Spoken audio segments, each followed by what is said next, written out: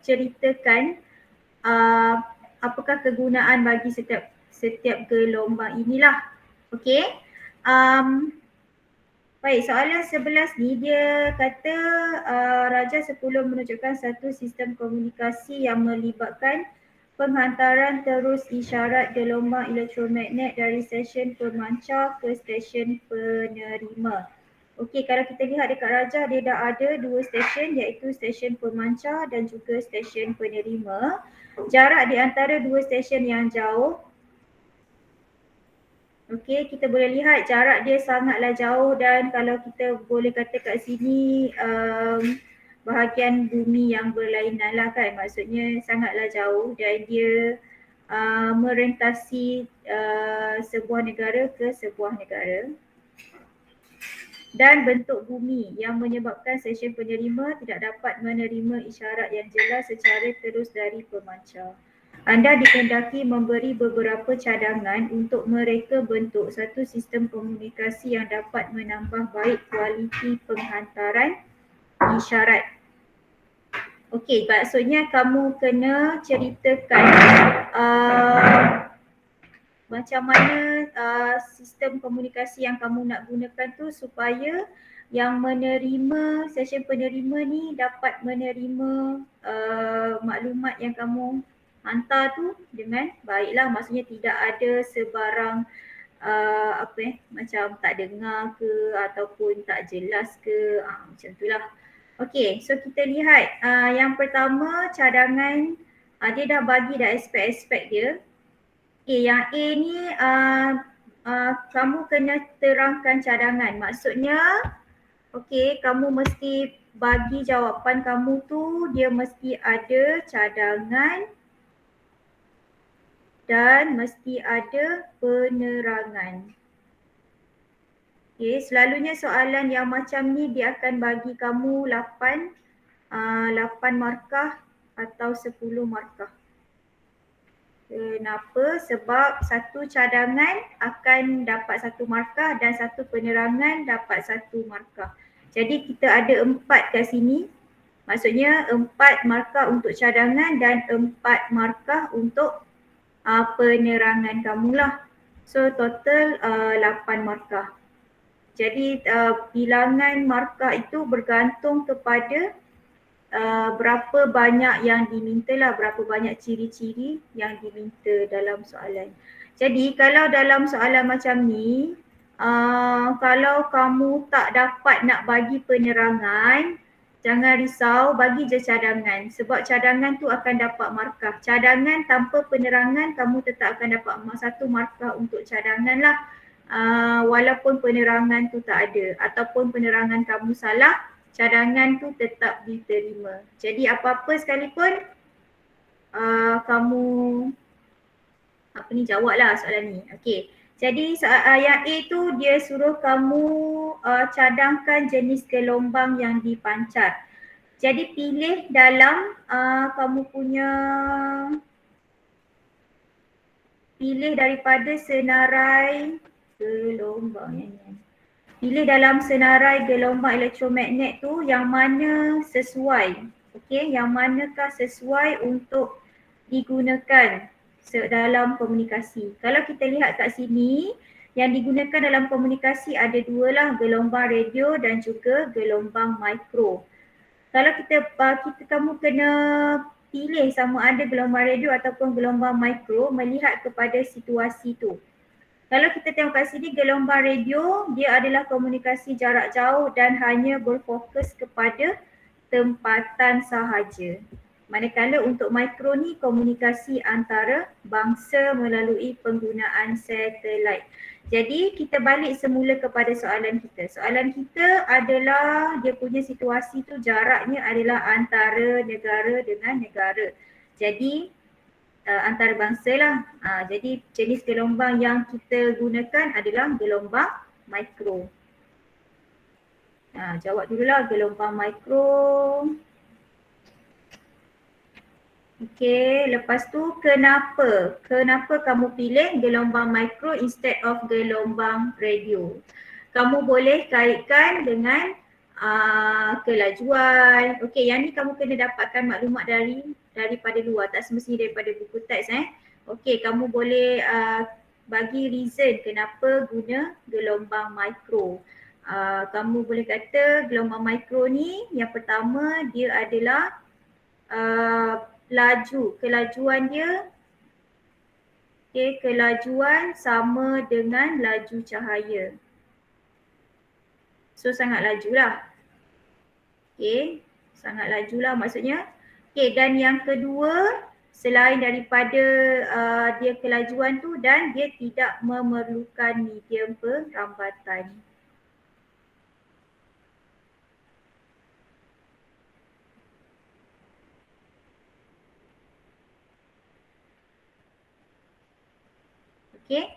So tu dua penerangan, boleh pilih mana-mana satu dia sebab dia jawapan dia satu cadangan dan juga satu penerangan.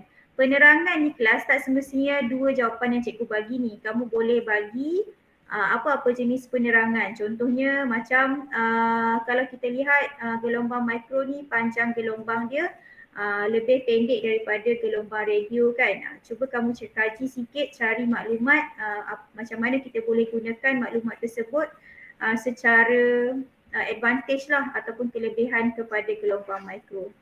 Okey, untuk B, frekuensi gelombang, tengok frekuensi dia lebih panjang ataupun lebih pendek. So kita pilih gelombang mikro sebab frekuensi dia lebih tinggi. Jadi untuk frekuensi gelombang ni, frekuensi lebih tinggi. Lebih tinggi daripada radio, gelombang radio. So penerangan dia, apa advantage yang kita dapat adalah dia boleh menembusi atmosfera. Boleh menembusi atmosfera tanpa kehilangan tenaga, tanpa kehilangan banyak tenaga.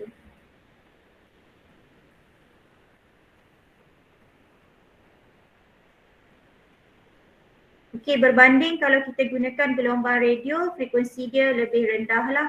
Jadi bila lebih rendah berbanding gelombang mikro dan kita tahu dia hanya berada di kawasan tempatan. Maksudnya apa kelas? Kawasan tempatan ni maksudnya dia tak boleh sampai luar daripada atmosfera. Dia hanya berlega-lega dalam atmosfera kita sahaja. Jadi kita tak boleh nak gunakan satelit ke, nak gunakan apa untuk berkomunikasi dengan jarak yang sangat jauh lah. Selain daripada tu kalau kita perasan kita punya kalau gelombang radio ni tengok radio sendiri je lah. Kalau kamu berada di kawasan yang belakang bukit ke ataupun kamu berada di kawasan pedalaman ke ataupun kawasan-kawasan jauh daripada pemancar dia, memang dah tak dapat siaran radio tu. C, kaedah yang membolehkan gelombang itu merambat melalui jarak yang jauh. Maksudnya kita nak pastikan daripada pemancar ni sampai kepada penerima. Macam mana kita nak pastikan? Memandangkan kita gunakan gelombang mikro dan sudah diberitahu bahawa gelombang mikro ni kita perlukan satelit. Jadi kamu mesti ada satu satelit lah. Jadi kaedah yang membolehkan gelombang itu adalah kaedahnya dengan melancarkan satelit komunikasi. Melancarkan satelit komunikasi. Masa di bab 3 kita ada belajar dua jenis satelit. Satelit geopegun dan satelit bukan geopegun. Lihat balik kalau kita nak lihat balik bab 3 tu, kalau kita nak gunakan satelit komunikasi, di mana kita kena letak dalam geopegun ataupun bukan geopegun. Dan kenapa lepas tu kamu kena bagi tahulah dekat mana satelit ni mesti berada. Kena berada di orbit geopegun. Okey, satelit komunikasi di orbit geopegun. Maksudnya apa maksud orbit geopegun ni? Maksudnya dia berpusing, dia punya tempoh orbit adalah 24 jam sama seperti tempoh orbit bumi lah. Okey. Tempoh orbit bumi bukan sama dengan bumi berpusing. Tempoh orbit bumi 365 hari salah. Okey. Lepas tu kedudukan itu, okey,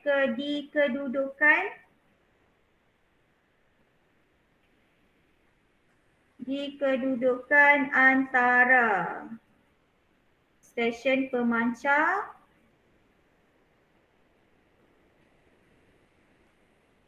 stesen pemancar dengan stesen penerima.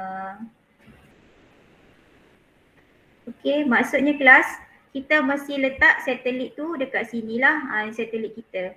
Sebab apa kita kena gunakan geopegun? Supaya satelit ni sentiasa kekal berada di tempat yang sama.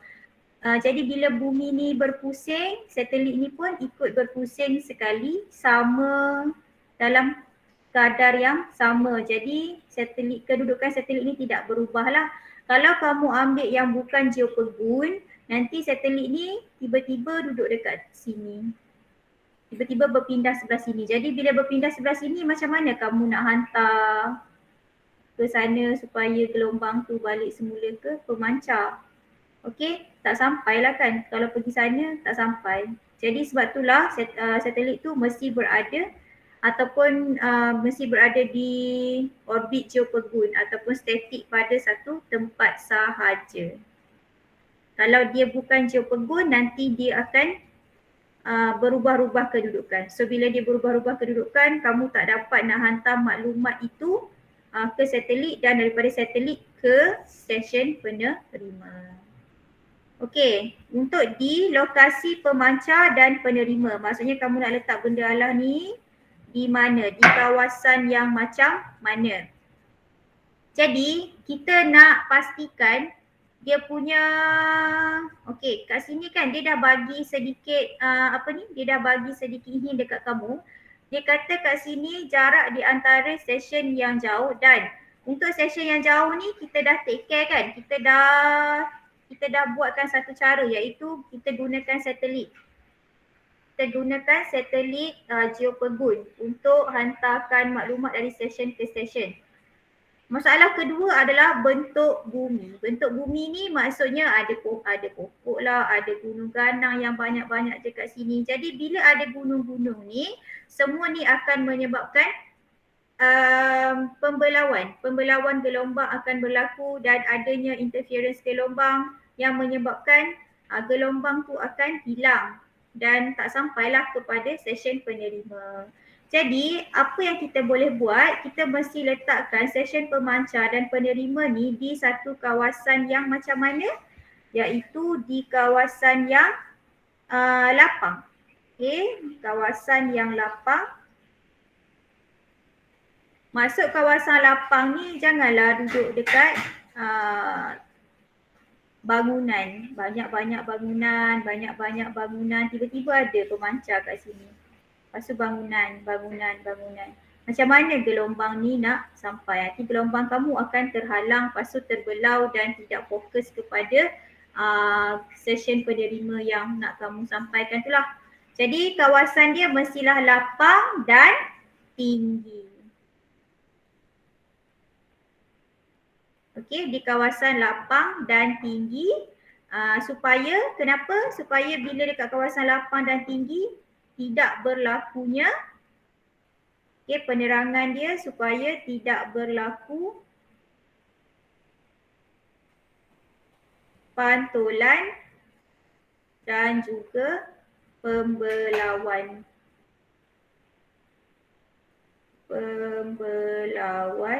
gelombang.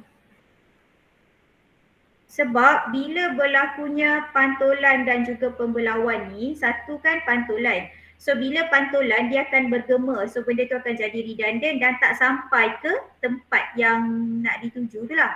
Okey, kalau pembelauan pula dia akan tersebar. Kita belajar kan pembelawan gelombang dia adalah penyebaran gelombang tersebut. So kenapa kita tak nak gelombang tu tersebar? Sebab bila gelombang tu tersebar, dia tidak fokus ataupun tidak menuju ke satu tempat yang kita nak dan dia boleh pergi ke kawasan yang lain. Maksudnya kita nak sampai dekat kawasan stesen penerima ni, kita tak naklah dia duduk kat sini ke, sampai kat sini ke, sampai kat sini ke. Kita nak dia fokus kepada satu tempat sahaja. Jadi pastikan pemancar dan penerima itu berada di kawasan yang lapang dan tinggi supaya tidak berlakunya pantulan atau pembelauan akibat objek-objek yang berhampiran lah. Sebab tu kalau kita lihat kebanyakan pemancar-pemancar semuanya berada di kawasan yang tinggi. Okey, even yang radio pun, stesen radio pun pemancar dia berada atas bukit. Atas bukit yang tinggi lah supaya dia tidak terhalang. Okey, dia tidak terhalang. Okey, boleh faham ke? Ada, kalau tak faham cikgu terangkan semula.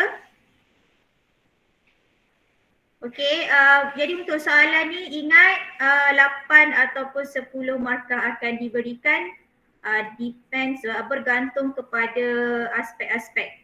Okey, untuk soalan yang KSSM ni tak semestinya dia akan bagi aspek-aspek kepada kamu. Kamu sendiri yang kena fikirkan aspek-aspek tersebut. Jadi kelas, sebagai permulaan kamu bolehlah sediakan macam satu nota ataupun satu macam satu koleksi lah, koleksi soalan-soalan yang seperti ini.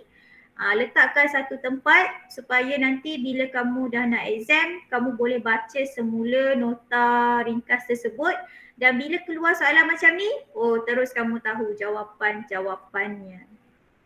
Okey? Boleh Okey, ada soalan lain ke? Syakina minta cikgu terangkan juga soalan 12 dan juga 13 untuk sudut penggayaan.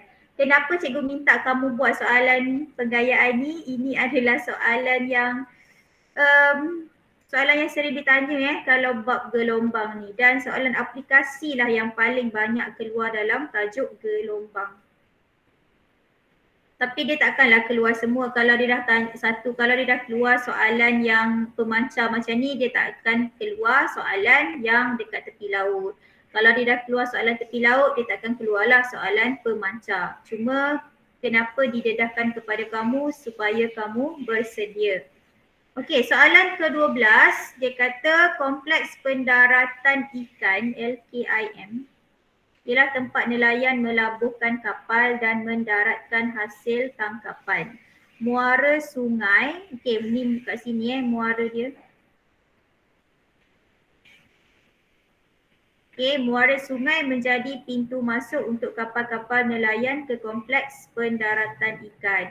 Maksudnya nelayan kita yang pergi tangkap ikan dekat sini, dekat tengah laut, so mereka ni akan masuk melalui muara ni, masuk ke sungai.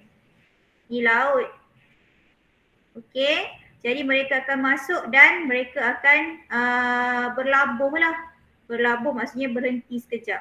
Berhenti mungkin kat sini ke tempat turunnya buat turun ikan semua. Ataupun dekat sini bergantung kepada kawasan-kawasan tertentu yang ditetapkan oleh pihak-pihak tertentu lah. Okey, andaikan diri anda sebagai jurutera yang berpengetahuan. Kat sini dia dah bagi kamu dah bagi kamu clue mengenai pantulan, pembiasan dan pembelauan gelombang. Bermaksud kelas, ini semua yang kamu kena gunakan dalam jawapan kamu. Okey, anda dikehendaki mencadangkan ciri-ciri reka bentuk. Okey, cadangkan ciri-ciri reka bentuk struktur binaan bagi memastikan kapal-kapal nelayan dapat melalui muara sungai dengan selamat. Jadi dia suruh kamu buat satu binaan di bahagian sini supaya kapal tu dapat masuk dengan selamat ke dalam muara tersebut lah. Okey, anda diminta memberi cadangan reka bentuk struktur binaan di muara sungai berdasarkan aspek berikut. So kamu kena bagi cadangan A, B dan C ni lah, ada 3 cadangan di sini. Okey, walaupun ada 3 aspek yang perlu kamu cadangkan, tak semestinya kamu kena bagi satu aspek ni satu je ciri dia ataupun satu aspek satu cadangan dan satu penerangan, tak semestinya. Tengok kepada markah kamu. Kalau markah tu 10 markah, soalan ni memang sentiasa selalunya lah 10 markah. Bermaksud apa kelas? Kamu mesti ada 5 cadangan dan juga 5 penerangan. Cikgu kat sini ada 3 je cikgu. Ya, memang ada 3 tapi kamu kena masukkan setiap ini. Mungkin A ni kamu boleh bagi 2, yang ni boleh bagi 2, yang ni boleh bagi 1. Maksudnya struktur binaan ni kamu kena bagi 2 cadangan untuk struktur binaan untuk mengurangkan ketinggian ombak. Yang kedua, 2 ciri-ciri struktur binaan yang dapat mengurangkan kesan hakisan. Yang ketiga, kedalaman bagi membolehkan kapal. Kat sini senang je, kedalaman ni senang je. Maksudnya kamu kena bagi tahu adakah muara sungai tu perlu dalam ataupun perlu dicetekkan. Kalau perlu dalam, kenapa nak dalam? Kalau nak cetek, kenapa nak cetek? Semua tu kamu kena maklumkan, bagi tahu. Okey? Yang pentingnya adalah kamu mesti memenuhi kehendak ketiga-tiga perkara inilah. Maksudnya kamu nak kena bina satu binaan dan binaan itu berfungsi untuk mengurangkan ketinggian ombak. Kalau dalam ketinggian ombak ni kelas, maksudnya amplitude ombak tu daripada tinggi ni, dia nak jadikan amplitude dia rendah. Itu maksud mengurangkan ketinggian ombak. Maksudnya kita nak kurangkan amplitude. Kurangkan amplitude. Nak suruh ombak tu jadi rendah. Okey, ombak tu jadi rendah. Maksudnya amplitude dia berkurang. So kamu lihat antara pantulan pembiasan dan pembelauan gelombang yang mana dapat mengurangkan amplitude. Macam itulah. Okey. Kalau kita ambil pantulan, adakah pantulan itu akan mengurangkan amplitude gelombang? Tengok kepada ciri-ciri. Okey, kamu lihat sekarang buku teks kamu. Pergi kepada bahagian pantulan gelombang. Okey, lihat kepada ciri-ciri gelombang terpantul ataupun yang ada ni, arah berubah ke tak, sudut pantulan, panjang gelombang, frekuensi dan juga laju. Okey, kalau dekat situ dia hanya bagi tahu bahawa kalau dalam pantulan ni dia hanya mengurangkan, dia hanya mengubah arah perambatan sahaja. Sudut pantulan dia sama dengan sudut tuju, panjang gelombang tidak berubah, frekuensi tidak berubah, laju pun tidak berubah. Dia hanya nak memantulkan ombak itu ke arah yang lain. Okey, pergi pula kepada pembiasan. Adakah pembiasan tu dapat merendahkan amplitude gelombang dia? Kalau dapat mengurangkan amplitude, kamu gunakan macam mana supaya struktur tu dapat berlakunya pembiasan ataupun pembelauan gelombang. Okey? Okey, cikgu bagilah sedikit sedikit yang cikgu rasa yang kamu maybe kamu dengar ni kamu boleh fikirkan lah. Okey, untuk struktur binaan yang mengurangkan ketinggian ombak. Okey, untuk mengurangkan ketinggian ombak ni maksudnya amplitude dia berkurang. Jadi kita kena gunakan konsep pembelauan gelombang. Pembelauan gelombang akan mengurangkan amplitude gelombang. Okey, jadi pembelauan gelombang ni yang mana? Pembelauan gelombang ni adalah yang ada celah tu. Yang ada celah. Jadi apa yang kamu boleh buat adalah bina struktur binaan. Bina benteng. Kita panggil bina benteng. Kita cikgu iris. So apa kita boleh buat adalah kita binakan benteng. Kita buat benteng dekat sini. Buat benteng dekat sini. Okay, benteng sebelah sini dan sebelah sini buat benteng. Jadi bila kamu buat benteng macam ni, maksudnya dia ada celah kat sini kan. Jadi bila ombak kamu tu dah masuk dekat sini, dia akan mengurangkan, dia akan tersebar lah. So dia akan mengurangkan amplitude gelombang. Okay, jadi yang pertama jawapannya adalah untuk struktur binaan ni, kamu kata membina benteng. Ada tempat cikgu nak tulis jawapan dia kan. Okay, bina benteng. Cikgu tulis kat atas ni. Okay, yang pertama bina benteng. Bina benteng yang macam mana? Benteng yang ada celah. Kat mana? Di muara sungai. Okey, bina benteng yang ada celah. Jangan kata bina benteng je. Sebab kalau bina benteng je, benteng tu kan dia penghadang. So penghadang kamu tu kena spesifik lah kat mana nak bina dan macam mana struktur benteng kamu tu. Okey, di muara sungai. Kenapa? Okey, kenapa? Supaya berlakunya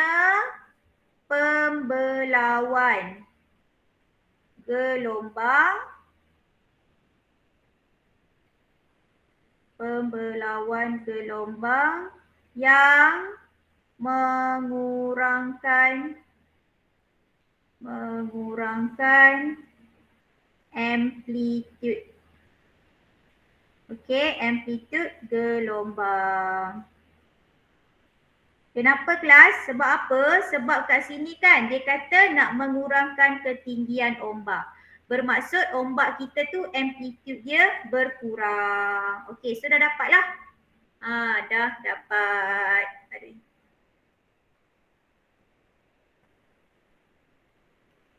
Okey, dah dapat satu. Kemudian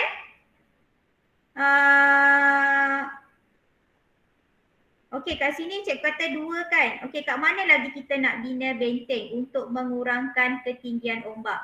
Maksudnya kelas supaya dekat kawasan muara kita ni, dekat sini, dekat area sini ni, ombak yang masuk tu tak kuat. Jadi kita bina benteng dekat muara. Selain daripada tu, kita benteng tu kita boleh bina suatu penghalang batuan yang tinggi di kawasan muara sungai. Selain daripada bina benteng yang ada celah, kita boleh juga bina yang kedua, bina penghalang benteng juga ni, tapi yang ni yang biasa yang tinggi di muara sungai.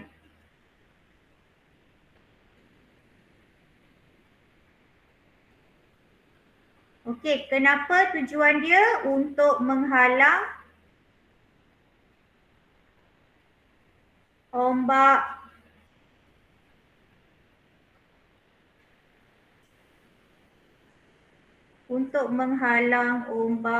beramplitude tinggi masuk ke muara lah. Okey, nombor 2 ni kalau kamu tak terfikir tak ada masalah. Nombor 1 ni make sure kamu terfikir ya.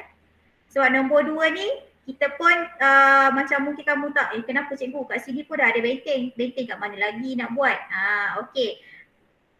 Mungkin kamu tak terfikir untuk nombor 2, tak apa. Nombor 1 ni make sure kamu terfikir.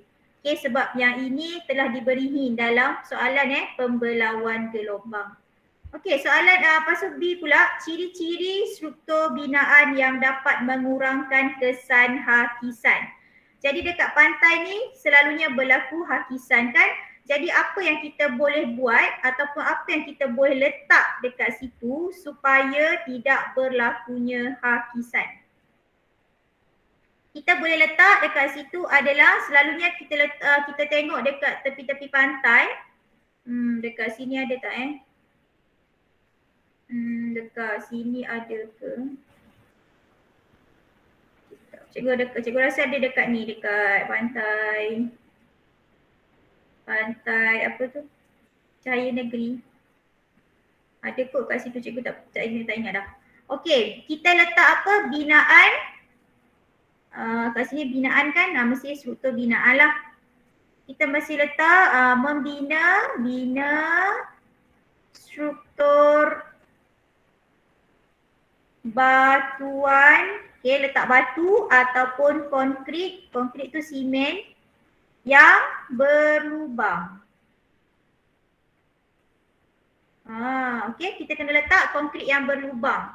Di mana? Di sepanjang pantai. Maksudnya dekat sini ni kita letak batu-batu. Batu-batu besar. Tak letak batu besar kat sini. Letak batu besar dekat sini. Letak batu besar. Okay, ataupun buat binaan konkrit. Selalunya kita orang letak batu besar tu.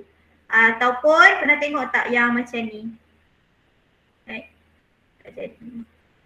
Yang dia bulat, lepas tu dia macam ni. Dia macam ni, dia bulat lagi. Macam tu. Yang dia segitiga macam tu. Mungkin kamu pernah tengok kot kat mana-mana. So benda ni dia akan susun dekat tepi-tepi laut. Inilah kita panggil sebagai binaan konkrit lah. Kalau tak nak guna batu-batu besar, kita boleh guna binaan konkrit seperti ini, letak di tepi-tepi ni sebab dia akan ada lubang-lubang kan. Kenapa kita nak letak berlubang-lubang tu? Supaya dapat menyerap tenaga. Dia akan serap tenaga. Bukan benda tu yang serap tenaga sebenarnya, tapi sebab dia ada ruang-ruang kosong. Jadi kita punya ombak tu akan terserap, macam masuk di antara celah-celah lubang tersebut. Dia macam pembelauan jugalah. Jadi lagi banyak ada celah-celah tu, jadi kita punya kekuatan ombak tu akan semakin berkurang. Jadi bila tenaga diserap, jadi kita boleh kurangkan hakisan pantai. Okey? Kemudian kedalaman muara sungai. Jadi kita nak dalam ke tak? So kita mesti mendalamkan muara sungai. Apa jadi bila sungai kita dalam? Ingat balik di masa kita belajar pembiasan gelombang. Kawasan dalam, kawasan cetek. Bila kawasan yang dalam, panjang gelombang dia akan jadi besar. Okey, panjang gelombang akan jadi panjang dan amplitude pun akan jadi rendah. Okey, mendalamkan muara sungai menghasilkan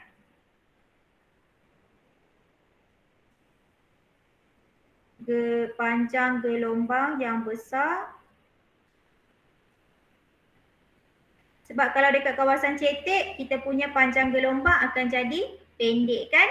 Okey, so kita nak panjang gelombang kita besar. Kenapa kita nak panjang gelombang kita besar? Supaya amplitude rendah. Okey, ombak kita menjadi amplitude dia rendah dan beramplitude rendah.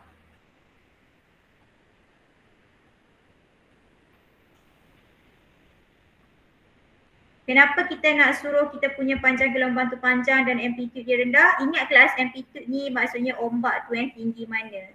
Tinggi bukit ke? Tinggi macam tinggi sikit je ke? So bila amplitude dia rendah, maksudnya ombak kita rendah, jadi laut tu lebih tenang. So bila laut tu jadi lebih tenang, jadi kapal yang berlabuh tu taklah dia terumbang ambing. Dia tak adalah macam nak terbalik ke, macam nak runtuh ke apa kan. So kena amplitude yang lebih rendah. Okey, cikgu harap kamu faham dengan soalan ini. Jangan risau, nanti bila kita dah dekat dengan peperiksaan, kita akan lebih banyak buat latihan soalan-soalan yang macam ni dan kita akan, cikgu akan sediakan macam skema jawapan macam tu supaya kamu boleh ingat, hafal apa pun jawapan-jawapan dia tu. Sebenarnya kamu boleh faham, tapi bila kamu nak tulis jawapan tu yang jadi masalah. Sebab mungkin kamu tak ada masalah dalam pemilihan perkataan yang sesuai untuk menjelaskan apa yang kamu faham tu. Contohnya kan, macam soalan pantai ni, sebenarnya kamu boleh pergi ke lokasi pantai dan kamu boleh lihat apa yang kerajaan bina ataupun apa yang orang kat situ buat supaya dan kamu kena kajilah apa tujuannya. Sebenarnya benda tu dah ada. Contohnya macam benteng tu. Kadang-kadang cikgu, apa nama dia tu? Saya tak tahu apa benda nama dia tu. So jadi bila kita menjawab soalan ni, bila cikgu bagi skema jawapan tu, benda tu akan membantu kamu memilih perkataan yang sesuai dan betul untuk menjelaskan kamu punya jawapan tu lah. Okay? Selain daripada tu, kamu bolehlah buat pembacaan yang lebih banyak tentang aplikasi-aplikasi. Dia memang tak ada dalam buku teks kelas. Kamu pernah tengok kan, ramai je sekarang orang buat memes tu yang belajar ABCD je, tiba-tiba per exam kamu kena buat karangan penuh. Macam tu lah juga fizik pun, belajar sikit je, belajar yang mudah, tapi bila keluar exam terus aplikasi. Jadi kat sini memang sangat-sangat menuntut anda membaca dan explore dengan lebih mendalam tentang satu-satu konsep dan yang penting aplikasi konsep tersebut lah. Okay, tapi kamu boleh fokuslah kepada beberapa jenis soalan, contohnya yang macam ni. Okay. Okay, seterusnya soalan 13.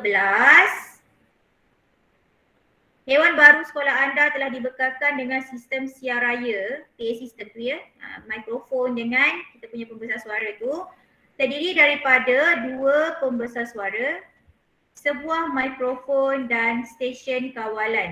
Stesen kawalan ni maksudnya yang ada orang duduk dalam tu, dia akan kontrol volume dekat mikrofon, dia akan kontrol nak on pembesar suara dekat mana, sebelah kanan, sebelah kiri ke, itu stesen kawalan Okay, yang terdiri daripada amplifier yang dilengkapkan oleh slot USB dan DVD. Okay, ni tak apa, tak ada masalah. Anda dikehendaki mencadangkan pemasangan sistem siar raya tersebut supaya suara guru dan bunyi dari video boleh didengar dengan jelas oleh para hadirin. Kita nak didengar dengan jelas. Cikgu dah pernah bagi hint dekat kamu kan tentang benda ni. Okey, lakarkan. Soalan ni memerlukan anda melakar dan terangkan cadangan anda berdasarkan aspek-aspek berikut. Jadi pertama kamu mesti lakarkan dulu dan dalam lakaran kamu mesti ada A, B, C dan D. Kat mana kamu nak letak benda-benda alah ni lah. Okey, so buatlah lakaran. Bila nama lakaran ni maksudnya dia tak semestinya ikut saiz yang betul. Okey, so selalunya dewan kita ada pentas kan. Okey, letaklah pentas. Make sure anda label. Jangan tak label pula kelas. Kalau tak label cikgu tak tahu kamu lukis apa tu. Okey, pembesar suara. Pembesar suara kita ada berapa tadi? 2 buah. So nak letak kat mana pembesar suara tu? Nak letak dekat depan ni 2 ketul ke? Nak letak dekat belakang 2 ketul ke? Kat mana kamu nak letak? Itu kamu mesti tahu kat mana nak letak dia. Okey, dalam tajuk yang ni kita kena ingat yang paling kamu mesti kuasai ataupun yang mesti kamu ambil kira adalah interference. Interference gelombang. Tajuk ni memang betul-betul tajuk interference gelombang. Sebab apa? Kat sini interference gelombang kita ada interference membina dan juga interference memusnah. Yang mana akan menghasilkan bunyi kuat dan juga bunyi perlahan. Jadi bila kita nak set upkan kedudukan pembesar suara, kedudukan mikrofon, semua tu mestilah kita mesti pastikan setiap orang yang dalam dewan itu dapat mendengar dengan jelas dan tidak berada di kawasan interference memusnah. Bila berada di kawasan interference memusnah, maka bunyi perlahan akan dihasilkan maka kamu tak dapat nak dengar macam mana, macam tak dengar lah kan. Cikgu tu cakap apa kamu tak dengar. Sebab apa? Kamu duduk di kawasan interference memusnah. Sedih. Okey, jadi pertama kita letak dulu kedudukan pembesar suara. Kedudukan pembesar suara mestilah berada di kiri dan kanan dan berada di atas. Tak boleh sebenarnya berada di bahagian, bukanlah tak boleh, boleh tapi nanti kawat dia tak akan menyeluruh lah. Mungkin untuk dewan yang kecil tu boleh lah. Okay. So ini pembesar suara kamu, labelkan. Pembesar suara kita letakkan di bahagian apa ni?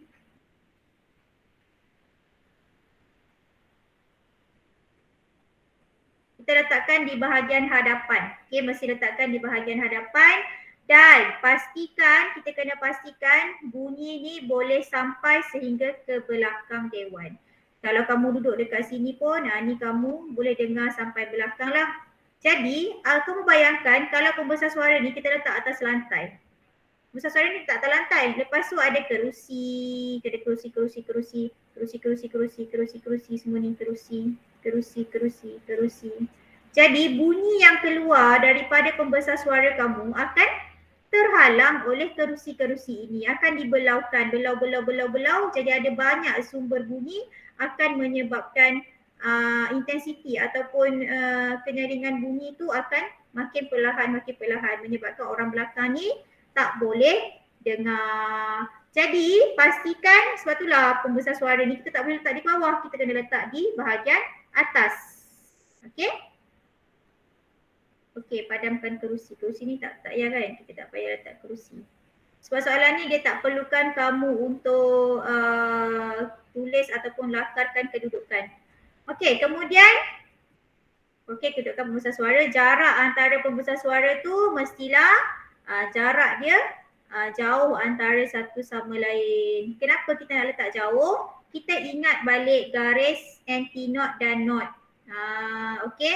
Kita belajar kan X yang kita belajar, X sama dengan lambda D bahagi dengan A. Ingat balik apa benda ni. So kita nak supaya jarak anti-knot dengan anti-knot tu jauh. Supaya kita dapatkan, kita tak ada kawasan yang terlalu sunyi, tak ada kawasan yang terlalu kuat. Supaya kita tak wujudkan interference memusnah tu terlalu ketara. Kalau kita terlalu dekatkan pembesar suara dengan pembesar suara tu, jadi ada lebih banyak kawasan interference memusnah tu lebih dekat lah. Okey. Seterusnya kita akan kedudukan mikrofon. Mikrofon tu duduk kat mana? Mikrofon tak semestinya duduk di pentas kelas, tapi mikrofon mestilah berada macam mana cikgu cakap mikrofon tu duduk kat sini. Kenapa mikrofon dia jadi orang? Okay, mikrofon tu mesti duduk di bahagian belakang pembesar suara. Kita tak boleh letak mikrofon kita kat sini. Kenapa cikgu Asyik nak letak orang sini? Kita tak boleh letak mikrofon kita kat sini. Kenapa? Mikrofon ni mesti letak sebelum pembesar suara.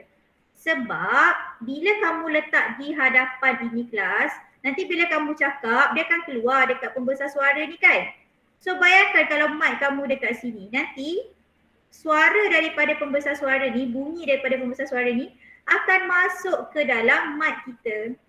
So apa jadi bila masuk dalam mic? Dia akan, bunyi dia akan redundant ataupun berulang-ulang. Jadi mic mesti letak di belakang pembesar suara. Jadi bila pembesar suara ni dia keluarkan bunyi, gelombang bunyi tak masuklah dalam mic. So bila tak masuk dalam mic, maka tak adalah bunyi berulang kali tu. Ataupun kita kata bunyi macam gema-gema tu kan. Cakap sekali keluar 2-3 kali. Tu sebab mic kamu tu duduk di hadapan pembesar suara. Jadi kedudukan mikrofon mestilah berada di belakang belakang pembesar suara supaya suara yang kita cakap tadi tak masuk, bukan bunyi yang dihasilkan daripada pembesar suara tu tidak masuk ataupun tidak merambat terus ke dalam mikrofon dan diperkuatkan secara berulang-ulang kali. Jadi kita boleh dengar bunyi dengan lebih jelas. Okey, yang terakhir kedudukan stesen kawalan. Maksudnya orang yang kontrol semua tu nak duduk dekat mana? Nak duduk kat sini ke, belakang pentas ke ataupun nak duduk kat mana? Jadi kita mesti letak stesen kawalan ini di belakang dewan. Okey, orang yang duduk stesen kawalan ni mesti duduk di belakang dewan. Kenapa kita kena letak dia di bahagian kawasan belakang ni? Supaya dia boleh dengar. Dia boleh dengar hasil bunyi yang Dia boleh dengar bunyi yang dihasilkan oleh pembesar suara. So bila dia dengar bunyi yang dihasilkan pembesar suara tu, dia boleh adjust lah. Oh, bunyi kuat ke, bunyi perlahan ke, nak tinggikan pitch ke ataupun nak kurangkan ni apa, dia boleh atur. Jadi dia mesti duduk di bahagian belakang supaya dia boleh dengar bunyi itu sama seperti yang didengar oleh penonton. Jadi bila dia boleh dengar sama macam penonton, dia akan buat pelarasan. Maksudnya adjustment lah, dia akan adjust kan, dia banyak-banyak butang-butang dia tu, so dia akan adjust. Dia akan adjust supaya bunyi tu boleh didengar dengan baik, jelas dan semua orang boleh dengar bunyi tersebut. Okey, dah habis. Baik, ada apa-apa lagi soalan? Boleh faham ke, Syakina? Dan yang lain juga kalau ada soalan.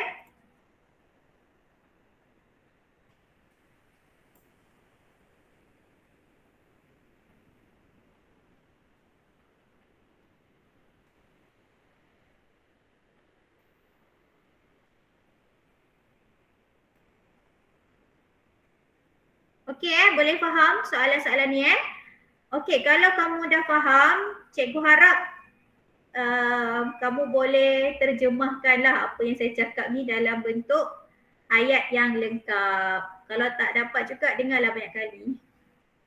Okey. So hari ni kelas, kalau dah tak ada, kita move on. Kita proceed ke bab 6. Cikgu nak masuk bab 6 hari ni sikit sahaja. Dan cikgu nak kamu menjalankan eksperimen 6.1 secara virtual. Cikgu akan cikgu dah bagi link dekat group kita. Kita akan jalankan eksperimen 6.1 ni secara virtual lah, dan kita sampai sini je kita belajar hari ni. Okey. Hari ni kita masuk bab yang ke-6, iaitu bab yang terakhir dalam tajuk fiziks tingkatan 4, iaitu tajuk cahaya dan optik. Jadi dalam bab ini kita akan belajar secara lebih mendalam tentang cahaya dan fenomena-fenomena dia. Kita ada pembiasan cahaya dalam nyata, dalam ketara. Lepas tu kita ada apa lagi banyak lagi lah. Dan lepas tu kita belajar tentang optik. Bila optik ni maksudnya dia melibatkan penglihatan dan melibatkan image serta objek. Kita akan belajar tentang kanta, kita akan belajar tentang cermin dan macam manakah objek-objek, image-image terbentuk apabila sesuatu objek tu melalui kanta ataupun cermin. Dan kita akan belajar juga alat-alat optik seperti teleskop dan juga mikroskop majmuk, bagaimanakah image-image itu dihasilkan. Okey. Kita masuk yang pertama hari ini, iaitu 6.1 pembiasan cahaya. Tajuk pembiasan cahaya ni sebenarnya dah banyak kali dah kamu belajar. Di tingkatan 1 pun kamu dah belajar. Dan masa kita belajar pembiasan gelombang juga cikgu ada sentuh tentang pembiasan cahaya sedikit. Sebab kita tahu cahaya ni, cahaya nampak sama je. Cahaya dengan cahaya nampak merupakan salah satu gelombang elektromagnet. Jadi bila kita tahu gelombang elektromagnet, dia mengalami pantulan, pembiasan, pembelauan, semua itulah. Okey? Dan hari ni kita nak belajar dengan lebih lanjut tentang pembiasan cahaya. Okey, ini adalah fenomena biasa yang kita boleh lihat tentang pembiasan cahaya lah, iaitu pensel menjadi bengkok, yang ini pun jadi bengkok juga. Okey?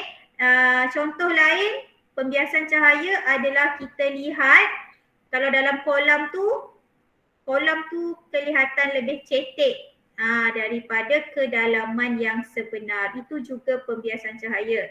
Kita dapat lihat bintang di langit kelihatan lebih jauh daripada kedudukan yang sebenarnya.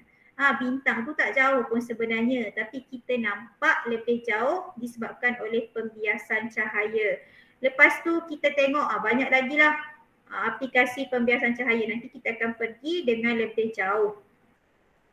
Okey. Jadi apakah itu pembiasan cahaya? Okey, pembiasan cahaya semuanya adalah fenomena lah kita panggil fenomena yang dikenali sebagai pembiasan cahaya yang berlaku disebabkan oleh perubahan halaju. Perubahan halaju cahaya apabila merambat melalui medium yang berlainan ketumpatan optik. Okay, kat sini cikgu nak fokuskan, cikgu nak tekankan tentang ketumpatan optik. Ketumpatan optik ni kelas, dia tak sama dengan ketumpatan yang kita belajar masa di tingkatan 1, iaitu ketumpatan yang didefinisikan sebagai jisim per unit isi padu. Kita pernah belajar masa di tingkatan 1, cikgu tak tahu lah kamu ingat lagi ke tak. Okey, kita pernah belajar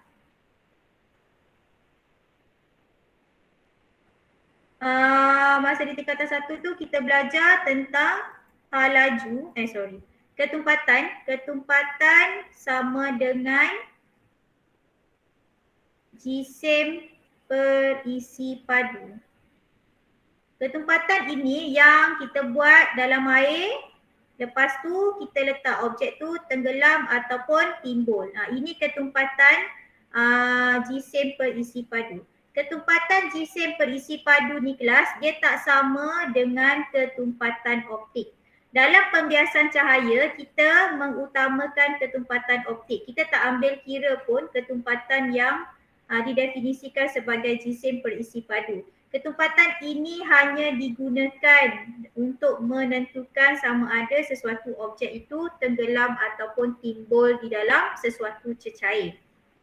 Okey, dia bagi dah contoh kat sini. Contohnya, ketumpatan minyak lebih rendah daripada air menyebabkan minyak terapung di atas permukaan air. Tetapi ketumpatan optik minyak pula lebih tinggi daripada ketumpatan optik air. Maksudnya kelas kat sini dia nak bagi tahu sahaja bahawa ketumpatan optik tu tak sama dengan ketumpatan yang biasa kita dengar sebelum ini. Ketumpatan yang selama ni kamu belajar adalah ketumpatan yang menentukan sama ada objek tersebut tenggelam ataupun timbul. Untuk ketumpatan optik ni dia akan mempengaruhi sinar biasan kita, sama ada mendekati atau menjauhi garis normal. Sama macam kita belajar gelombang air tu yang merambat dari kedalaman, dari tempat dalam ke tempat cetek, macam itulah. Okey, cuma kat sini dia gunakan ketumpatan optik sebab dia melibatkan pembiasan cahaya. Baik, kita ada dua situasi yang ini kamu mesti ingat kelas. Masa tingkatan 1 pun dah dibelajar sebenarnya. Okey, kita lihat dulu bila udara bergerak ke blok kaca. Baik, udara mempunyai ketumpatan optik yang rendah. Jadi kita boleh kata kurang tumpat. Okey, kita bagi tips kita buat terus macam mana kita nak ingat. Baik. Sinar cahaya membengkok ke arah garis normal. Tengok ke arah garis normal. Dekat Apabila cahaya merambat dari medium berketumpatan optik rendah ke medium yang berketumpatan optik tinggi. Bermaksud kurang tumpat ke lebih tumpat membengkok ke arah garis normal. Maksudnya apa kelas? Mendekati garis normal. Mendekati garis normal. Hal ini kerana halaju cahaya berkurang ketika cahaya merambat dari medium kurang tumpat ke medium lebih tumpat. Okey, halaju berkurang. Apa lagi ciri-ciri dia? Selain daripada halaju berkurang, ciri-ciri dia lain, sudut biasan R adalah lebih kecil daripada sudut tuju I. R lebih kecil daripada I. So ini kamu mesti ingat kelas. Mesti ingat. Okey, mesti ingat. Kurang tumpat ke lebih tumpat mendekati garis normal, halaju berkurang, sudut biasan kecil daripada sudut tuju. Kurang tumpat ke lebih tumpat mendekati garis normal, halaju berkurang, sudut biasan adalah lebih kecil daripada sudut tuju. Okey, cikgu bagi tips. Macam mana kamu nak ingat? Okey, cikgu pernah bacalah dalam satu buku ni, dia anggapkan, dia andaikan bahawa dekat yang lebih tumpat ni dekat lebih tumpat ni, kita andaikan kita masuk satu kawasan yang berpasir. Yang dekat luar ni udara biasalah. Jadi kamu bayangkan sinar cahaya ni dia seperti kereta. Okey, kereta kita andaikan ini adalah kereta. Pelik betul kereta cikgu. Okey, katakanlah ni kereta, andaikan kereta. So kereta ni dia bergerak dalam udara. Of course lah dia bergerak laju kan sebab tak ada halangan. Dia bergerak je. Okey, tiba-tiba sampai dekat sini, dia pun masuk ke satu kawasan. Kawasan tu semuanya berpasir. So apa jadi kepada kereta ni kelas? Boleh tak dia bergerak dengan laju? Of course lah, kelajuan dia akan berkurang sebab berpasir kan, kawasan berpasir. So geseran tu lebih tinggi. Jadi dia laju dia akan berkurang. Jadi bila je dia masuk kawasan pasir ni, dia masuk dekat sini, kereta kita kat sini. Okey, laju dia pun berkurang sebab dah masuk kawasan pasir. Bila laju berkurang, dia semakin nak lurus. Dia semakin dia punya dia punya arah pun sudah mendekati garis normal. Jadi bila dia dekat dengan garis normal, maka sudut biasan dekat sini akan menjadi lebih kecil. Ingat kelas, sudut biasan dan sudut tuju mestilah disukat dari garis normal. Okey? Tu yang tips yang cikgu ingatlah. Kalau kamu tak nak guna tips ni pun tak apa, cikgu hanya berkongsi sahaja. Kalau kamu rasa boleh ingat, senang, tak ada masalah. Okey, situasi yang kedua adalah apabila daripada blok kaca ke udara. Maksudnya blok kaca ni lebih tumpat kepada kurang tumpat. So dia terbalik sahaja dengan situasi tadilah. Okey, sinar cahaya membengkok menjauhi garis normal apabila cahaya merambat dari medium berketumpatan optik tinggi ke medium berketumpatan optik rendah. Okey, tulis. Lebih tumpat ke kurang tumpat menjauhi garis normal.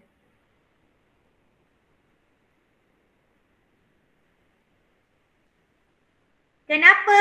Kerana laju cahaya bertambah. So V bertambah.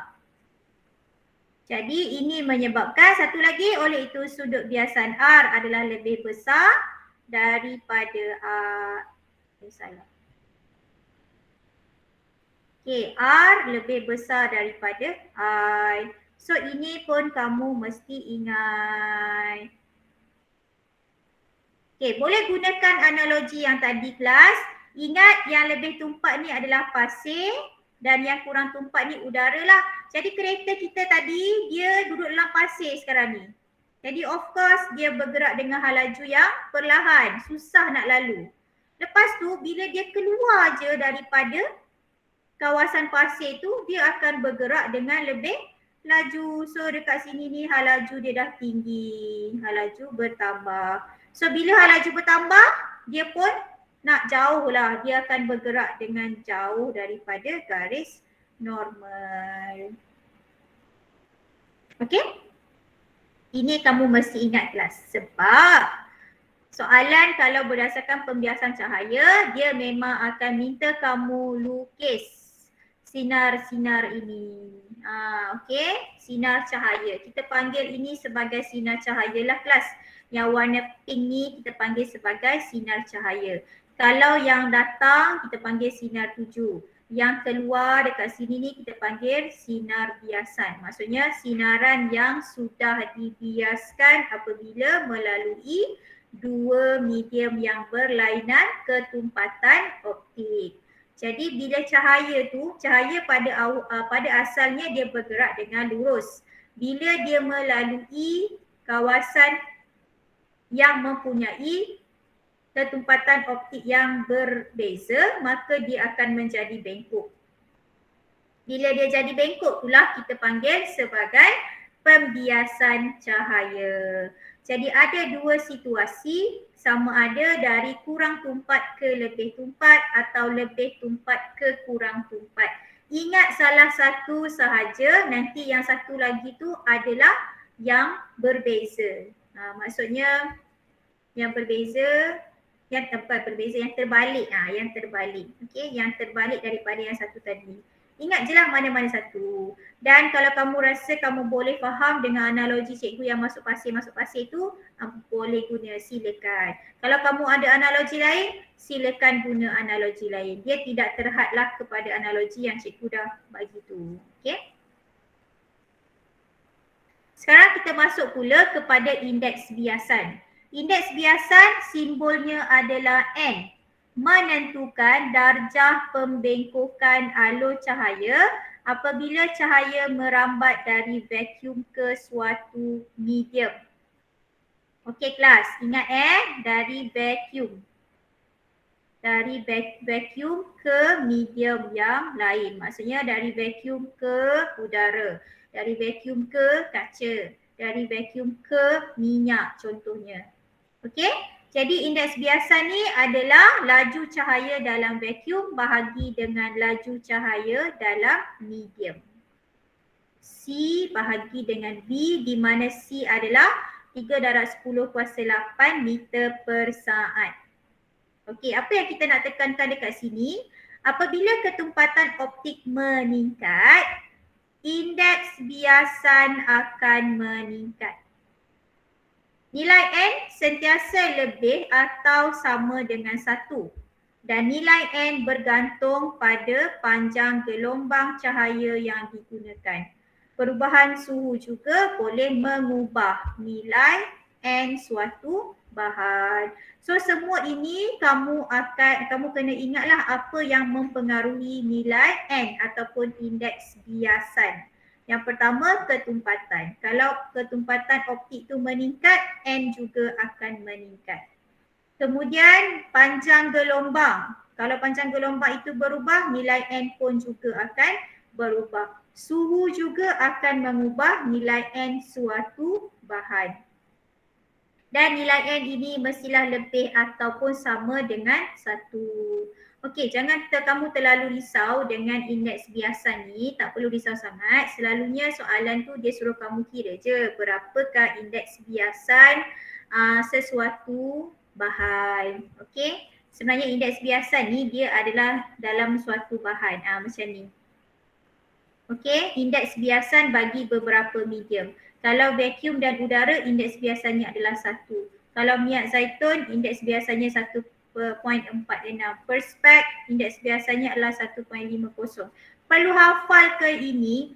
Tidak perlu kelas. Tidak perlu Kalau nak hafal, silakan. Tak ada masalah. Tapi dalam soalan dia akan bagi kamu indeks biasan tu berapa. Okey, indeks biasan berapa. Sebab kamu akan gunakan indeks biasan tu dalam hukum Snell nanti. Okey, dalam hukum Snell kita akan gunakan indeks biasan. Cuma kalau boleh ingatlah yang vacuum dan udara tu satu je nilai dia. Okey, indeks biasan dalam vacuum dan juga udara adalah 1. Indeks biasan ni ada unit tak kelas? Tidak ada unit. Sebab apa tidak ada unit? Sebab indeks biasan ni kalau kamu lihat kat sini kan, Indeks biasan dia adalah laju cahaya dalam vacuum bahagi dengan laju cahaya dalam medium. Maksudnya laju cahaya dalam vacuum bahagi dengan laju cahaya dalam kaca contohnya. Laju cahaya dalam vacuum bahagi dengan laju cahaya dalam perspek contohnya. Jadi laju cahaya ni unitnya adalah meter per saat. Laju cahaya dalam medium pun unitnya adalah meter per saat. Jadi kita boleh cancelkan unit ini. Jadi indeks biasa ni tidak ada unit kelas. Tidak ada unit. Tidak ada unit. Okey, macam mana kita nak gunakan indeks biasa ni? Baik. N diberi sebagai C bahagi V. Okey, kita tahu C ni adalah 3 darab 10 kuasa 8. Tidak akan berubah ya kelas. Laju cahaya dalam vacuum ni sama. Sampai kamu masuk universiti nanti pun kamu akan jumpa juga 3 darab 10 kuasa 8 ini. Okey, jadi kita boleh gunakan rumus indeks biasa ni untuk tentukan laju cahaya dalam medium. Kita nak tahu laju cahaya dalam medium, kita boleh gunakan rumus ini. Ataupun kita nak tahu indeks biasan dia berapa, kita boleh guna rumus ini. Okey, sebagai contoh, kita ambil minyak zaitun 1.46. Okey. Jadi 1.46 sama dengan 3.0 darab 10 kuasa 8 bahagi dengan laju cahaya dalam minyak zaitun. Boleh kira tak? Boleh kira kan? Kita dah boleh kira berapakah laju cahaya dalam minyak zaitun. Maksudnya bila cahaya tu masuk dalam minyak zaitun, berapa kelajuan dia bergerak. Dia tak sama dengan dalam vacuum tu, dia akan berubah. Jadi kita boleh gunakan rumus ini kelas untuk tahu laju cahaya dalam medium-medium yang berbeza. Laju cahaya dalam medium berbeza, kita boleh gunakan rumus indeks biasan ini. Okay, jadi tak perlu hafal ya. Indeks biasan ni tak perlu hafal. Kalau boleh, ingatlah yang satu ni je. Kan senang sebab yang ni satu je, nilai dia senang. Okey, sekarang kita nak tengok pula hukum Snell. Hukum Snell ni kelas, kita nak tengok apakah hubung kait antara indeks biasan dan juga sudut. Sudut biasan. Okey. Berdasarkan rajah 6.5, so kita lihat rajah 6.5 kita. Ni rajah 6.5 kita Apa yang berubah ni kelas, kamu tengok sekarang sudut tuju dia sama. I sama, semuanya adalah 50. Yang berbezanya adalah R. Ini R. R dia berbeza kelas. Kamu lihat bila N meningkat. Tengok N ni 1.50. N yang kaca ni 1.66. Intan 2.42. Apa berlaku kepada R kita? Semakin bertambah indeks biasan, R kita menjadi semakin kecil. Semakin bertambah indeks biasan, okey, N 1.50, R 42.8 darjah. N 1.66, R 37.9 darjah. Cikgu ambil yang ni je Kalau tak tahu cikgu ambil kat mana, cikgu tak reka. N, okey yang ni pula 2.42. R kita adalah 24.9. Jadi apa yang kita boleh lihat kat sini kelas? N ini semakin kita turun ke bawah, N tu semakin meningkat. Tapi R kita semakin berkurang. Okey? Jadi rajah 65 tu dia nak menunjukkan bahawa dia kata bila N ini semakin meningkat, kita punya R kita semakin berkurang. Berdasarkan rajah 6.5, nilai N1 sin theta 1. N1 ni adalah ini kelas. Ini N1 N1, N1, N1. Okey. Sin theta 1 adalah sama dengan N2 sin theta 2. Okey, theta 1, theta 2 ni kat mana pula cikgu? Okey, theta 1 tu yang dekat sini. Ni theta 1. Ini theta 2. Okey, theta 1 tu theta 2 Bagi 3 keadaan itu. Maksudnya dia nak bagi tahu kat sini kelas. Okey, maksudnya benda ni dia kita boleh relatekan lah. Menurut hukum pembiasan cahaya, apabila cahaya merambat antara dua medium, sinar tuju, sinar biasan dan garis normal bertemu pada satu titik dan berada dalam sathah yang sama. Apa yang dimaksudkan tu kelas? Maksudnya sinar tuju, ni sinar tuju kita, sinar tuju, sinar biasan, yang keluar tu sinar biasan dan ini adalah garis normal. Garis normal bertemu pada satu titik sama, di satu titik sama, ketiga-tiga ni satu titik yang sama dan berada pada sathah yang sama. Ini sathah.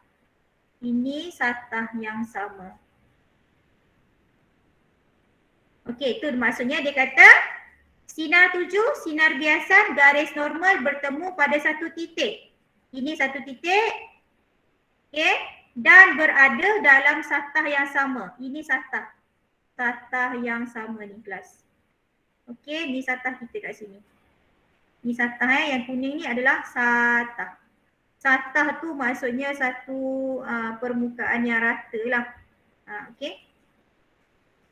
Hukum Snell. Okey, hukum Snell kata N1 sin 1 sin theta 1 sama dengan N2 sin theta 2, iaitu N1 indeks biasan medium 1, N2 indeks biasan medium 2, theta 1 sudut 7 dalam medium 1, theta 2 sama dengan sudut biasan dalam medium 2. Jadi maka N2 per N1 sama dengan sin theta 1 bahagi dengan sin theta 2. So ni hukum Snell. Kamu mesti ingat kelas, mesti ingat Kalau cikgu akan ingat yang atas ni lah. Sebab yang atas ni N1 sin theta 1 sama dengan N2 sin theta 2. Berbanding kalau yang bawah ni kamu kena ingat N2 per N1 sama dengan sin theta 1 per sin theta 2. Kan mengelirukan 2, 1, 2, 1, 2, 1, 1, 2 kan mengelirukan. Jadi ingat je lah N1 sin theta 1 sama dengan N2 sin theta 2. Sebab bila kamu tulis N1 sin theta 1 sama dengan N2 sin theta 2, sama je. Kamu boleh pindah N sebelah sana, pindah sin sebelah sana, maka jadilah seperti ini. Boleh Okey, so kena ingat tu hukum Snell. Okey, jadi kat sini dia kata apabila medium 1 ialah udara, okey ni medium 1 adalah udara, N1 sama dengan 1 dan medium 2, N2 sama dengan N. Jadi kita boleh gunakan rumus ini N sama dengan sin I bahagi dengan sin R. Tapi ini hanya untuk udara sahaja kelas. Kalau untuk lain tak boleh guna hanya boleh guna untuk udara sahaja. Jangan guna untuk yang lain. Okey. Contoh kat sini kalau dia suruh kamu kira berapakah indeks biasan untuk medium yang bawah ni. Boleh guna yang ini. Dengan syarat kamu punya medium pertama adalah udara. Kalau medium pertama tu air, lepas tu dia turun kepada kaca, tak bolehlah, dia mesti udara. Boleh guna rumus ini. Kalau yang lain kamu gunakan hukum Snell yang ini. Tak ada masalah. Okey Kalau kamu nak tulis hukum Snell tu, kamu boleh tulis cara yang lebih senang. Kamu tulis N1 sin I sama dengan N2 sin R. Tahu tak sin I, sin R ni? Sin tu, sin cos yang kamu guna dalam matematik tu. Lepas tu I tu adalah I tu sudut 17. I ni sudut 7.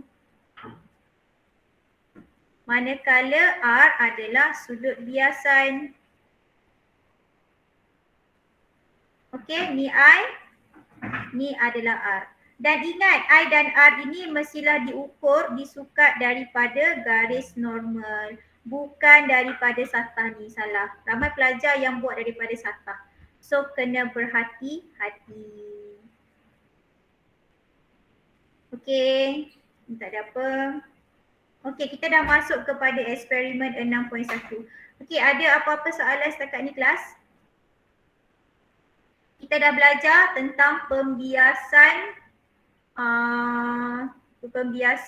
cahaya tadi. So ingat, pembiasan cahaya ni berlaku apabila cahaya merambat dari medium berketumpatan optik yang berbeza, sama ada lebih tumpat ke kurang tumpat atau kurang tumpat ke lebih tumpat. So kamu kena ingatlah yang mana mendekati atau menjauhi garis normal, yang manakah laju bertambah ataupun berkurang. Kemudian kita belajar tentang indeks biasan N sama dengan C bahagi V, iaitu laju cahaya dalam vacuum bahagi dengan laju cahaya dalam mana-mana medium. Kemudian kita belajar tentang hukum Snell, iaitu N1 sin theta 1 sama dengan N2 sin theta 2 ataupun N1 sin I sama dengan N2 sin R. Okey? Cikgu harap kamu tak ada masalah untuk membuat pengiraan. Guna sahaja kalkulator untuk kira sin tu. Nanti cikgu akan bagi latihan lah, tapi untuk hari ni cikgu tak bagi lagi latihan sebab cikgu nak kamu buat eksperimen 6.1. Okey, eksperimen 6.1 ni kita nak menentukan, kita nak kira berapa indeks biasan bagi blok kaca.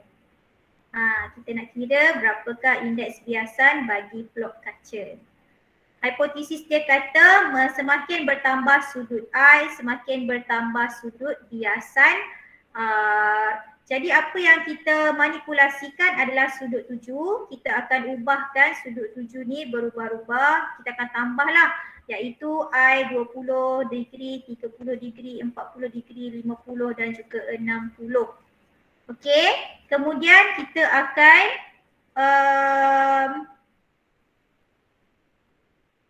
okey, kat sini dia macam agak rumit kan. Kita akan gunakan kita akan gunakan website tu untuk kita nak kira.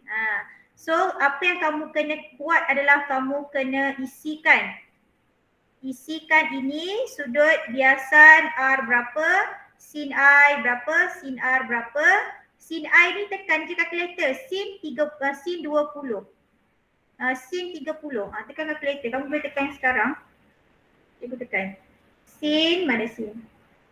Sin 20 iaitu 0.342 kan? 0.342. Ambil lah 4 titik perpuluhan. 2 pun dah cukup dah, 2 tempat perpuluhan okey. Kemudian cikgu nak kamu ikut sahaja analisis graf ni. Plotkan graf R melawan I dan graf sin I melawan sin R pada kertas graf yang berlainan. Jadi mesti ada 2 graf. Okey, kemudian hitungkan kecerunan sin I melawan sin R.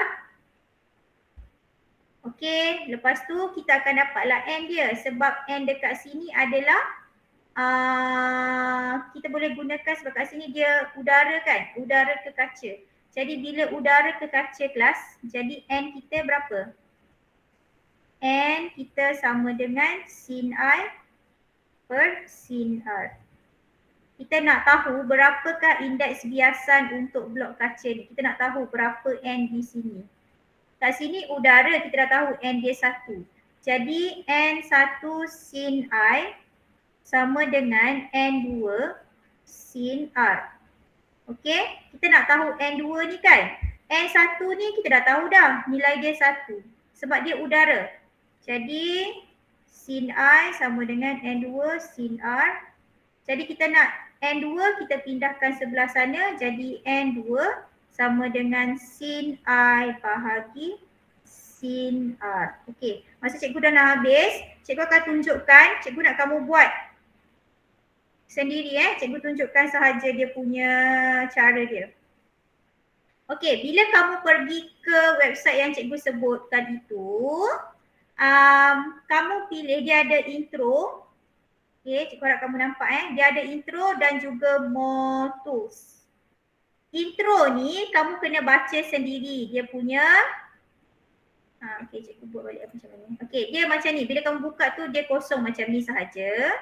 Kamu boleh pilih dekat atas ni apa. Okey, so kita pilih air lah, udara bukan air ni. Ni bukan air tapi udara. Air. So kita boleh pilih kat mana. Dekat bawah ni pilih glass. Okey. Dekat atas ni air, bahagian atas air, bahagian bawah ni adalah glass. Okey, index refraction ni, index of refraction kamu tak perlu nak tukar. Okey. Jadi ini garis normal, dia dah buat dah dekat kamu garis normal. Ambil kan kita punya protector dekat sini, protector dia. Okey, pastikan protector kita sifar ni betul-betul berada pada garis normal dan juga 90 tu betul-betul berada pada SATA. Okey. Tengok buku teks kita. Sudut yang pertama, kamu ikut je yang ni. Sudut 7 dia 20 kan? Baik, pergi ke kita punya eksperimen ni, kamu pasangkan, tekan je butang merah ni, dia akan keluar garisan yang warna merah ni kan. Kamu gerakkan, letak tangan cursor kamu dekat sini, gerakkan sampai dia jadi 20. So ni 20 lah, kat sini 20. Okey, ini sudut dia kat sini 20 20, sifar ke 20. Yang ni apa cikgu? Ini tak perlu ambil kira, ini pantulan cahaya. Nanti cikgu akan terangkan dalam kelas yang berikutnya. Okey, ni 10, 20 dia ada 5, 10, 15, 20, 25, 30. So ni 20. Ambil bacaan, berapa bacaan di sini. So kita ada 5, 10 dalam 14 macam tu lah. Okey. Cikgu susah nak nampak. Tak apa, kita gunakan Motus. Kamu pergi dekat Motus. Okay, bila pergi Motus ni, dia akan keluar macam ni. Okay, sama juga kamu ambil air dan juga glass. Yang bestnya Motus ni, dia dah baca untuk kamu. Pastikan kamu klik angle. Klikkan angle di sini. Jadi bila kamu tekan, dia akan terus keluar berapa I dan juga berapa R. Kan mudah. So apa I kita tadi? 20 kan? Kamu geraklah dia sampai 20.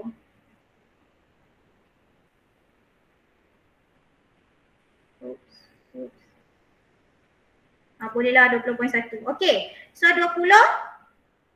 Kita punya R adalah 13.2. Kan dia lebih tepat kan? So pergilah dekat buku teks kita. Tulislah kat sini 13.2. Boleh? Okey. Lepas tu 30 pula. Okey. Gerakkan benda lah ni. 30.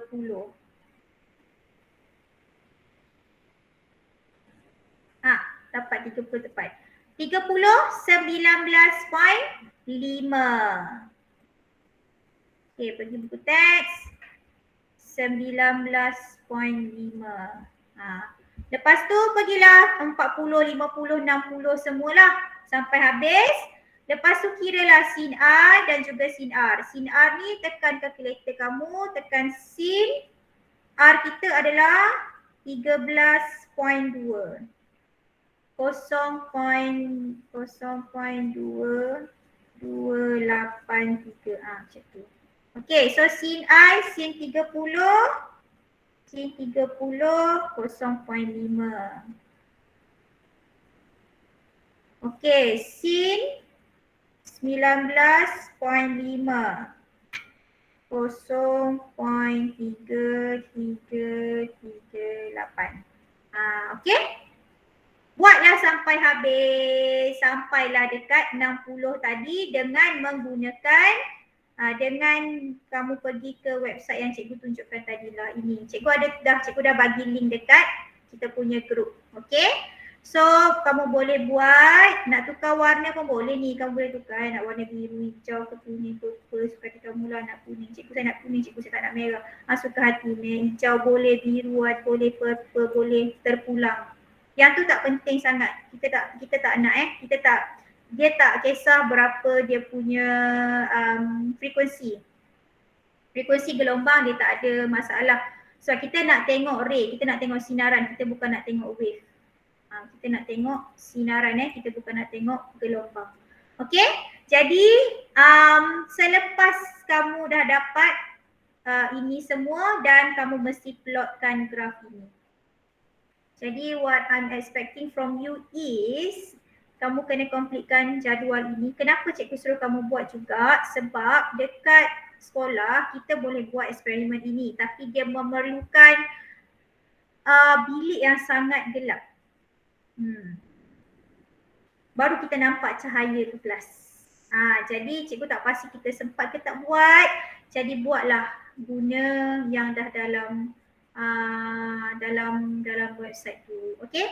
Jadi tugasan kamu hari ini adalah siapkan laporan ini. Cikgu dah tak ingat buat laporan. No, you have to remember how to write your reports. Okey? Tulis laporan eksperimen 6.1. Catatkan keputusan seperti yang cikgu dah ajar tadi. Analisis data ikut sahaja plot graf apa dan graf apa. Lepas tu nyatakan hubungan. Hubungan ni ingat balik masa di bab 1. Graf kamu bentuk dia macam mana, hubungan dia macam mana. Berkadar terus ke, meningkat ke, berkadar songsang ke, berkurang dengan secara linear ke, bertambah secara linear ke. Tengok graf kamu. Kemudian dah dapat tu tulis kesimpulan dan cikgu nak tahu perbincangan nombor 1 dan nombor 2 ini. Nombor 2 ni tak perlulah sebab kita tak, mesti kamu tak tahu kan nombor 2 ni sebab kamu kena buat dulu eksperimen tu baru kamu tahu langkah berjaga-jaga. Cikgu nak nombor 1 dia, apakah nilai indeks biasan bagi blok kaca? Kalau ikut teori indeks biasanya adalah 1.5. Cikgu nak tengok kamu dapat ataupun tidak indeks biasan tu 1.5. Macam mana kamu nak dapatkan? Daripada graf, kecerunan graf ini. Bila kamu lukis graf untuk nombor 2 ni graf untuk nombor 2 kelas untuk yang ini. Bila kamu lukis graf, sin I dekat atas, sin R dekat bawah. Jadi kamu akan dapat satu graf. Kecerunan dia, M ni kecerunan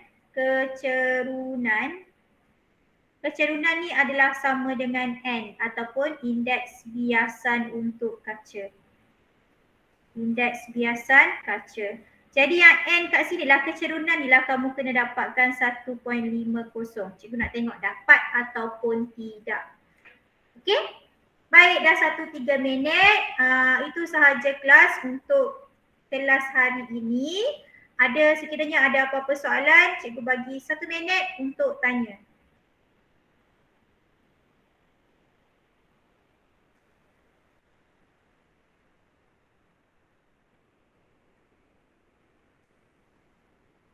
Okey, laporan ini kamu mesti siapkan pada hari, kena hantar kat cikgu pada hari Khamis sebelum kelas kita hari Jumaat tu. Kelas kita pukul 7.30 tu kan. 7.30 tu cikgu akan bincangkan dengan kamu bagaimanakah bentuk graf dan juga laporan yang selengkapnya.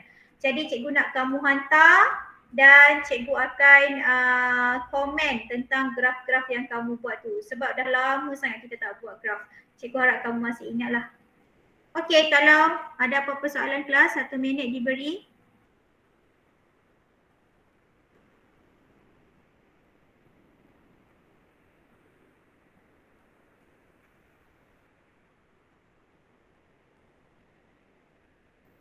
Okey, kalau tak ada apa-apa soalan, kelas kita sampai di situ sahaja. Terima kasih semua untuk hari ini. Dan hari Jumaat ini insya-Allah kita akan bincangkan laporan tentang eksperimen 6.1. Sekiranya ada masalah, boleh rujuk kepada cikgu lah untuk tanya tentang eksperimen itu. Buat sahaja secara dalam talian. Cikgu dah bagi website tu senang sebab cikgu kat sini kamu tak perlu lagi nak susah-susah nak baca, dia dah bagi bacaan untuk kamu catat sahaja dalam laporan anda. Okey, terima kasih kelas. Assalamualaikum.